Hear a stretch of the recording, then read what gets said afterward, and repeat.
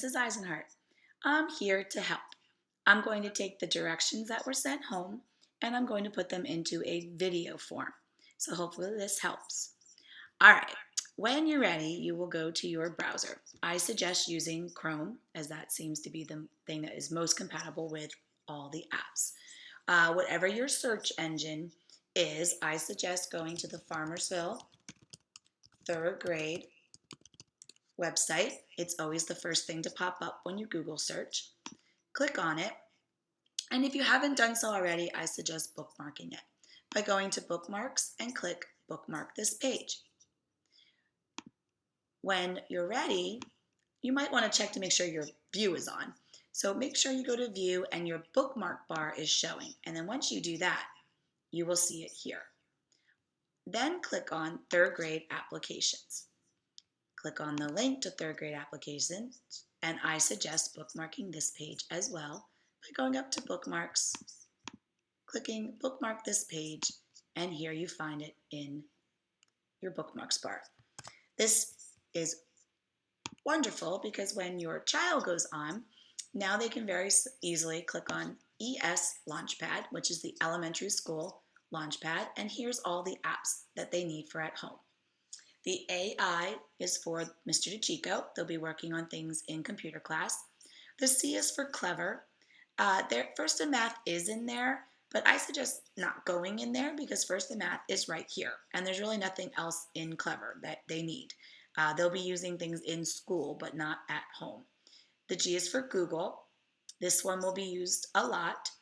Pearson will be used a lot for the online math book and reading book, first in math, and World Book, which is new. Mrs. Mueller sent you home a letter today going over how to use the World Book. In her letter, it says you can go through the Farmersville's website to the library website. You really wouldn't have to do that if you have the ES Launchpad bookmarked because World Book is right there. And they're going to be learning how to use that more in library class, and we'll get into it in regular classes as well. It is new to the district. We were trained in it, and I'm very excited about using it. I know the children are going to love it as well.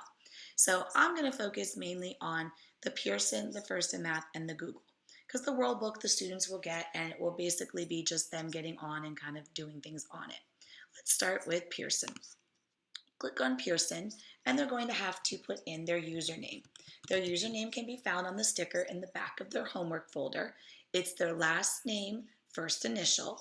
However, some students have a middle initial or a number because if there's more than one of their name in the school district, they had to add something to differentiate between the students. So it's just their username. Their password is capital B, lowercase a, lowercase s, lowercase d, and their student number. So let me put my password in. And it will take you to EasyBridge. Do not go to Pearson.com or PearsonRealize.com because if you put your password in there, it's going to say invalid. You have to go through the EasyBridge because it's connected to the school district. When they go in, you will see math and you will see reading. Students were instructed that if they did not see Reading Street or Envisions, they were to click on the sideways triangle. When they do that, it gives them this drop down. It doesn't really matter which one they go into because both will take them in to Pearson and both books are available on that main page. So we'll just click on the Envision one and it takes you to this main page where here are both books. Classes, here is where you will find assignments. Now, these assignments are most likely going to be assignments for the students to do in class. The math teacher might have quick checks for them to do online, just submit to the teacher for to kind of see how they're doing, little check-ins on them. There could be other assignments in there that most likely will be done in centers or small groups or class time. The teacher may also assign the videos, the game, and so on. Students may feel free to go in and play the game and the videos at any time, but if there is an assignment, please do not complete that assignment unless the teacher has instructed you to do that. And that would be found on their homework link on the third grade website. Students would have it written in their planners. So please do not have your child do any of the assignments unless they have been assigned by the teacher. The games and the math tools and those other things, those can be gone in at any point for them to do. But anything that looks like an assignment should be wait on until a teacher instructs them to do that. Same thing with reading. In reading, teachers might assign a leveled reader for them to do during small group guided reading time. They might be provided an activity for center. Please do not have your child do that until the teacher says to do so. So most of the work online will not be assignments from the teacher. It will be them going in for practice, playing the games, reading the stories. If they forget their book at school, going in and looking up the worksheet. If you can't print the sheet for some reason, you may feel free to bring it up on the computer, and they may do the work on a piece of paper while they're looking at the computer screen. Just put their answers on a piece of paper and bring that to school. So when they go in, they will see programs. Classes is where they will see their assignments. Now I'm in the teacher one, so I have data. Theirs will say grades. Here you will find any grades of anything that they submitted to the teacher would submit back, and it would be graded at that point. When they go into classes, there are 3 tabs: a not started, in progress, and a completed. When they click on any assignment, if they come back to do it later, it's going to be in their in progress tab. Some students stress out when they go back in and they don't see their assignment, but it's in the in progress. For it to go into the completed tab, they must click on turn in, and then it goes into their completed tab. Teachers will get notification when any assignments have been turned in. And as you can see on mine, it says 0 new assignments because all the assignments that were turned in today, I've already checked. So that's why it says no new assignments. But after that, it would update my assignments. So that's basically how to get into Pearson. For navigating the reading and the math, please look at the directions that were sent home. The staple packet walks you through all the clicks and the buttons, and students already have been using them in class.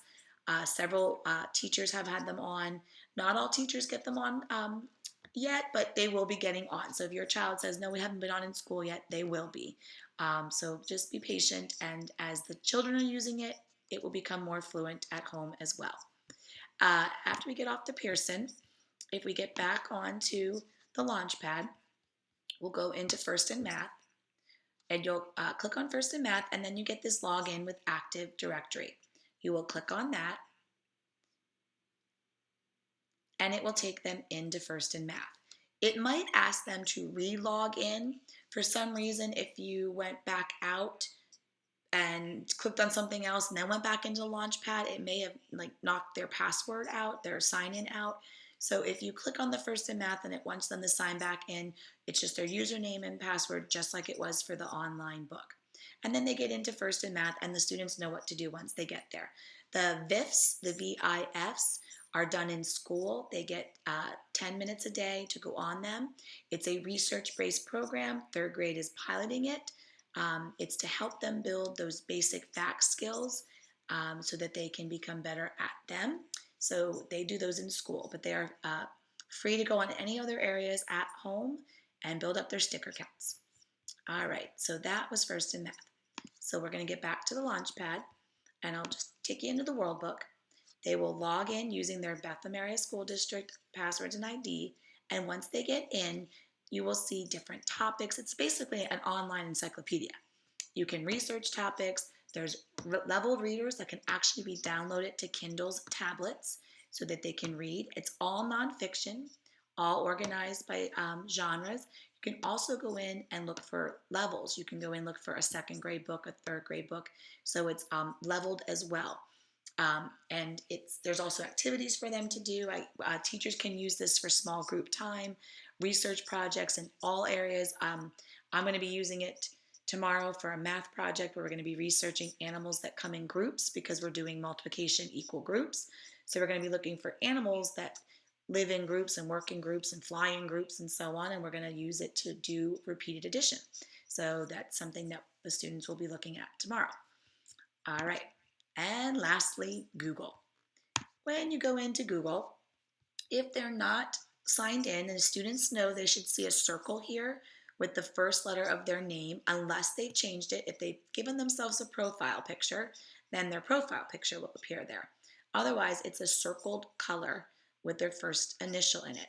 Now, I'm going to sign out so that if this is what they see when they come into Google, they're going to want to go to the sign in. Now, remember, oh, here's all of my family's accounts. So I'm going to find me. And as mentioned at open house, once your child has their account set up, when they go in, this is what they will see. They will not have to keep typing in their email address. They will have to do their password. So after the first time that they do it, they will not have to type it in again. Now, I don't want to remove mine because it's there, but when they do that, it would be their username, their last name, first initial or middle, whatever that is, and they're going to use the @basdschools.org. That's only for Google. All those other docs in the Launchpad are only the username, nothing else added at the end of it. So they will they will get in, and like I said, once they have the account set up, they just have to click on their name and put their password in. Their password is the same, capital B, lowercase a, lowercase s, lowercase d, and their student ID. So I'm going to go ahead and put myself back in.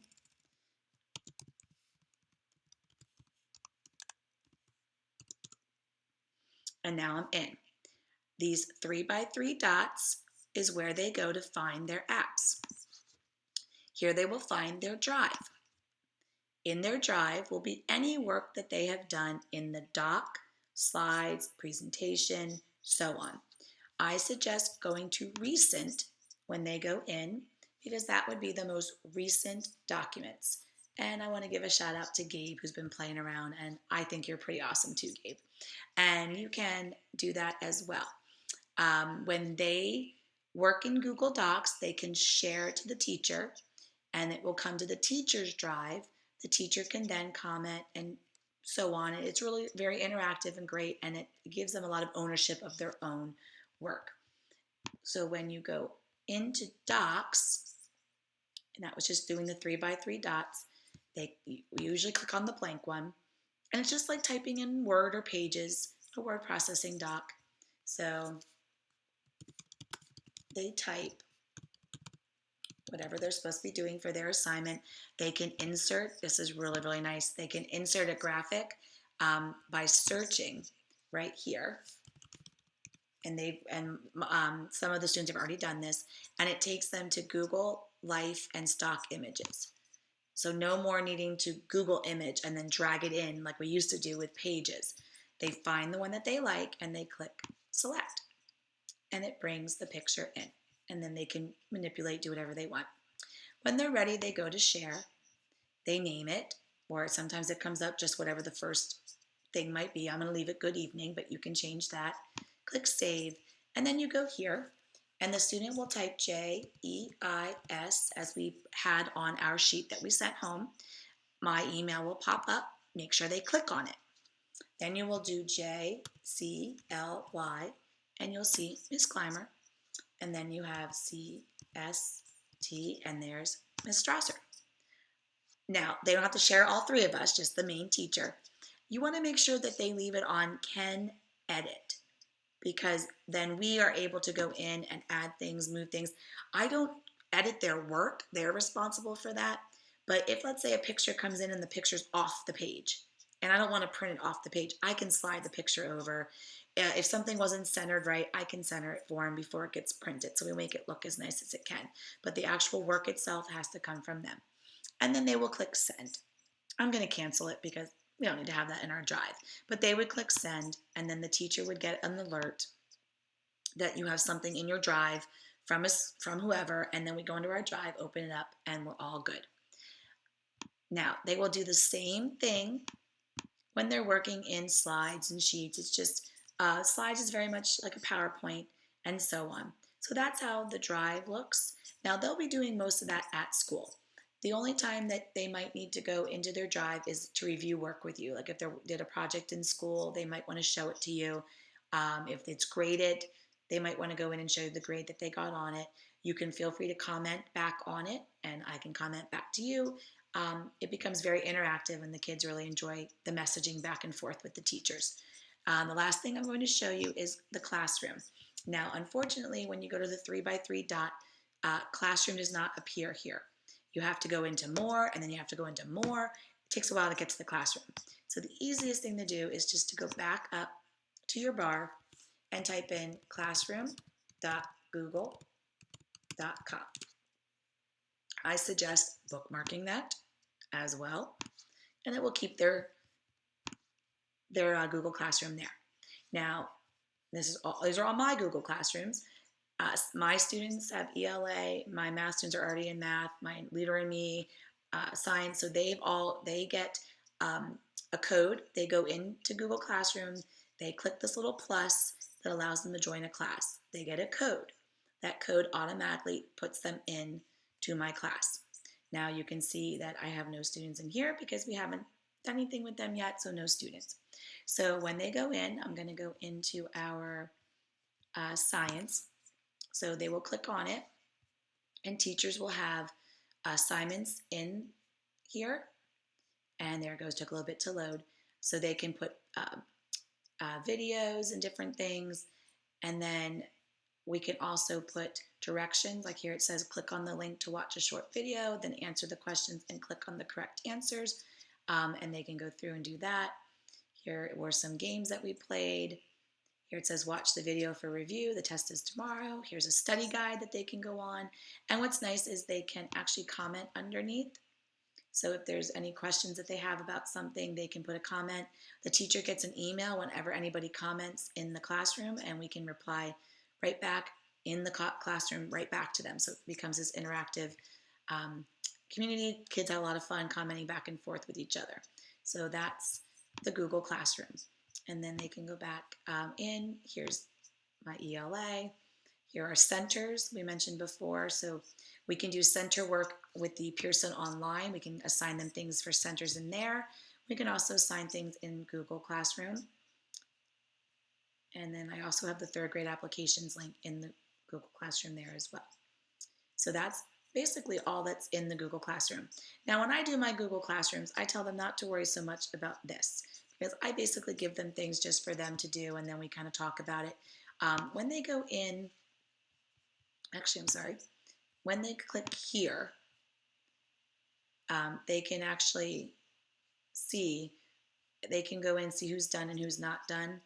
But I don't worry, like I said, I don't worry so much about the done and not done, because a lot of the things I do, they're not really turning it into me.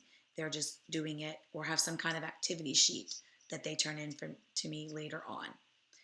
So that's basically everything that is connected to the Launchpad. Please do not go, I don't know if I said this before. I know I said it for the books online, but don't go to firstinmath.com, because if you try to put your child's information in there, it's going to say invalid, because you have to go through the Launchpad. It will not let you go just to the First in Math. So that could have been some of the issues we were having too. So this Launchpad is going to become our best friend this year. I hope this video helps. Please feel free to continue to let us know if there's any more issues, and we will do our best to sort them out. There's not much we can do if it's a technology issue or a site issue. That's for them to figure out. We're just here to help you have access to them and use them at home. The students are having a blast using them at school, and I hope they're showing you all that they've been doing and all of their hard work. So from Mrs. Eisenhart's dining room, have a great night.